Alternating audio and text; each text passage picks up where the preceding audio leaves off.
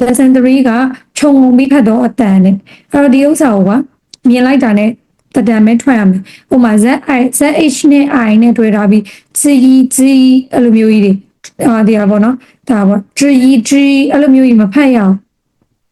အဲ့တော့ဒါခြုံပြီးဖတ်ရမယ်ဆိုတာသူပြီးထားတဲ့စကားလုံးတိုင်းကိုခြုံငုံပြီးတော့ဖတ်ရမှာဒါ16လုံးပေါ့အဲ့တော့ဒါငါတို့လည်းကြက်ပြီးပြီဆိုရင်နော်ဒီရောတရဝကြက်ပြီးပြီဆိုရင်တော့ဒီဟာတွေကဖတ်တတ်ရမှာနော်ဒါက ZHI ဆိုပေမဲ့ G အတန်ပဲနော်အတန်ပြောင်းလဲခြင်းမရှိဘူးနော် ZH ရဲ့အတန်ကိုပဲဆိုရမယ် G G G Ch Ch Ch Sh Sh Sh R မမီဒီလာဒီဥစားရှာလိုက်ပြီးထွက်ခဲ့ရတဲ့ဟာ Ch Ch Sh R ဟုတ်ပြီတွန်းစီမယ်လား Z Z Z C C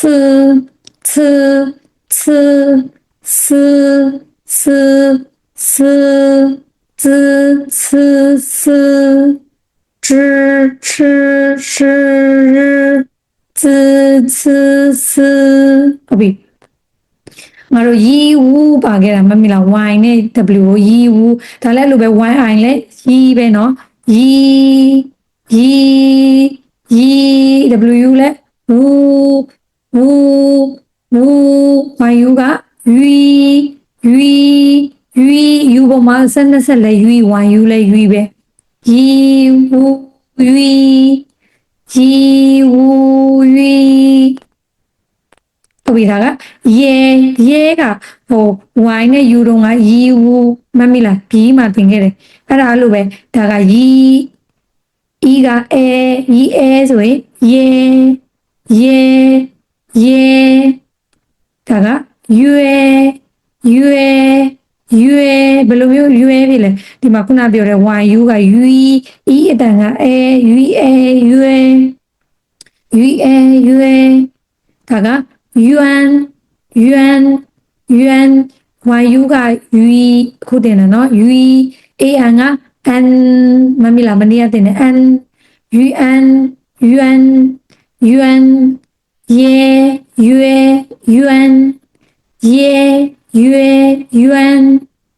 ဟုတ်ပြီနောက်ဆုံးတကြောင် yin နော် yin in ရဲ့အတန်နဲ့တူတူပါပဲ yin ဒါက yun ဘယ်လိုဖတ်လဲ yu နဲ့ yu က ဒီ n က en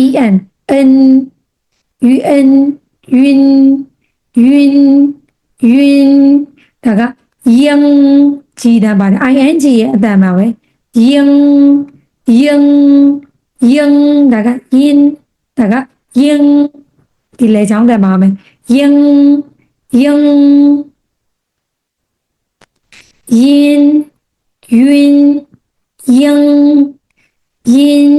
yun yang ပြန်ဆိုမယ်နော်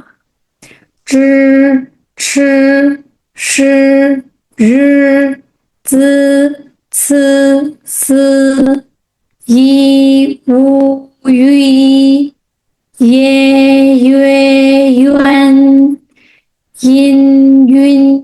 yang 知吃是日子此思一无语夜月圆阴云应